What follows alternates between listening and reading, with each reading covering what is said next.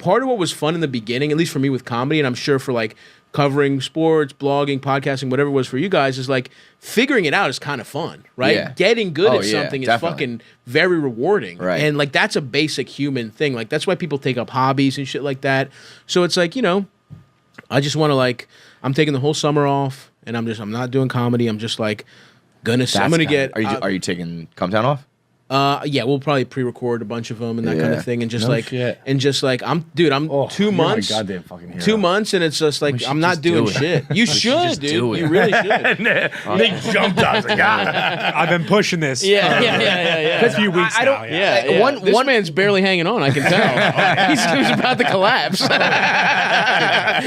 One day, somebody's gonna make the switch where like podcasting is gonna be like television, where it's like. Yeah, you have an off season, exactly, and then you have a premiere and a finale. People get excited for it and shit. And in the meantime, you can find some new shows, but that doesn't mean you abandon all your old shows. Totally. But there is a fear of like, I think because it's like this is kind of too good to be true, and I don't want it to go away. As much as it's hard and a problem, blah, blah, if it goes away, I'll feel like such an asshole, so I can't risk it. But yeah, that feeling is. See, there's also a part of me that's like, remember in The Wire when Marlo, he just wins a corner. But it's like the end of you guys Wire guys. No, anyway, Kingpin. Oh, I haven't seen it. That's fucking crazy. Yeah. You gotta see it. I couldn't get through season 2. Oh, that's wild. The docs. Yeah, dude, I did that was my neighborhood. Season 2 was my neighborhood. Like heavy quarantine. I tried to. I was like, I'm gonna do it again. I'm doing it. Yeah. And I couldn't. I love Wheel in the City. Yeah. I actually haven't seen that one yet. But anyway, so the point I'm trying to make is like he's like the Kingpin.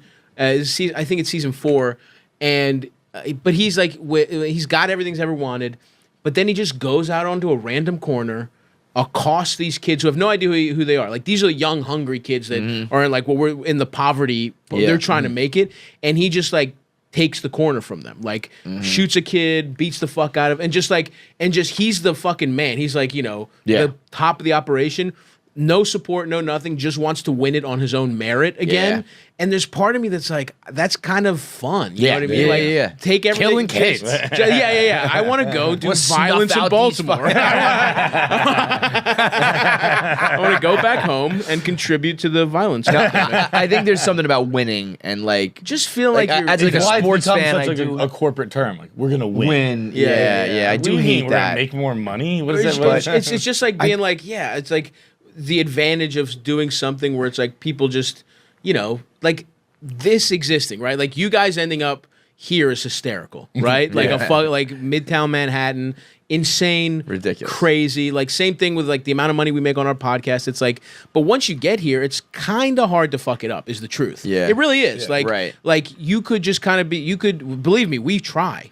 We've been making a bad show for years, and there's a thing about inertia, and there would be something cool where it's like. You're probably going to fail, and then succeeding off that, that would feel fucking sick. You know what I mean? Feel something. Starting over completely, But I've always said that with like I wish, and I'm sure there are corporate people who will hear this and wish I didn't say it out loud, but like I wish this fucking tanked. Yeah. And we went back to Milton. Yeah. Give it a couple years. I know. Hogs get fat. Pigs get fat. Hogs get slaughtered. We're well on our way. We got another summer before we're hogs. We're making our own face creams now. Like, we're about done. I love it. It's so true. It's like, why are we making any of this shit? Why are we partnering with these people? It's happening. But it does feel like. Do you want a Barstool face scrub? Yeah, that's awesome. That's for 8 guys. It's like 8 deeply closeted men. Just a guy trying to connect with his father. Just this poor gay kid who's like, I love sport. Barstool's cool, Dad. I bought a scrub. Yeah. By the way, I use it. I like it.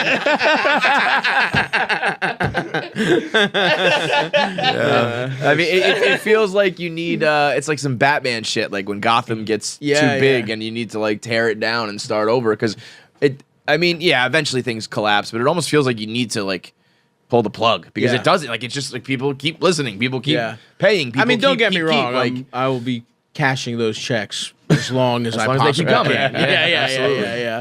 But the other thing is like if you just plan your life a certain way, it's like my point. I guess my larger point was like let's take advantage of this shit and instead of being like mopey about because it is we won the lottery, do cool shit, right? Yeah, it's like, do cool shit with it. Take some vacation time and fucking keep your mental health okay, and then have a good time. Do you think there's anybody who's doing that right now? You know who the guy who. Like in general, doesn't have to be comedy shit. Like life. Ari Shaffir is the guy who was doing that first, and it was like he would just fucking go to disappear. South America for like he's a month. In Thailand. Yeah, you know what I mean? No phone, no nothing. We had been like 2 weeks ago, last week maybe, and I was honestly thinking earlier in the interview, I was like, you kind of remind me of Ari a little bit. Yeah. Well, dude, to be completely like, and I think this is part of it is pandemic. I think a lot of comedians like we got scared because like touring was gone. Sure. So like I would never be on the road this long if I didn't feel like I had to make up for a lost year. I think a lot of comedians did that, and a lot of them are just like fucking let's take a break. Like we're too burned out. If and Tom Ari just Segura did ever that. does comedy after his tour that he's on right now, It's crazy. I mean, he should never do it again. He's insane. doing like 1,000 nights. Yeah. It's like, Yeah. This is inhuman, man. But it's like get it while you can. And But it's also like that's the other cool thing about like that's to say not comedy is also interesting because it's like fucking how long did Kendrick Lamar take between albums? Yeah, But I'm not right. Kendrick Lamar. I'm not saying that, but Sure. it's like there's definitely like you also there's nothing wrong with like especially with comedy where it's like part of it is you got to live a life. You got to have some experiences to talk about. about. 'Cause Otherwise, like, it's just this. Yeah. You know? When I was like, you don't want nobody wants to hear bits about fucking how much you don't like podcasting. Right. You know what I mean? Yeah, people turned us off 45 minutes ago. Yeah. Oh, we've started?